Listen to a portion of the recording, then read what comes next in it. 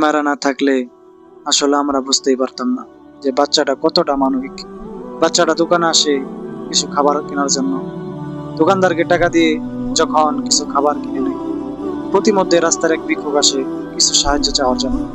দোকানদার যখন ফকিরকে খালি হাতে ফিরিয়ে দেওয়ার চেষ্টা করে, বাচ্চাটা সেই বিষয়টা দেখে তার সামানকে রেখে তখন দোকানদারের কাছ থেকে টাকা নিয়ে সেই ভিক্ষুককে দিয়ে দেয়।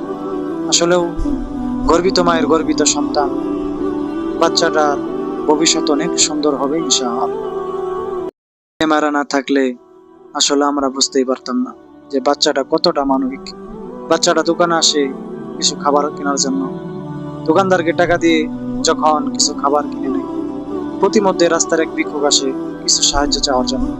দোকানদার যখন ফকিরকে খালি হাতে ফিরিয়ে দেওয়ার চেষ্টা করে, বাচ্চাটা সেই বিষয়টা দেখে তার সামানকে রেখে তখন দোকানদারের কাছ থেকে টাকা নিয়ে সেই ভিক্ষুককে দিয়ে দেয়।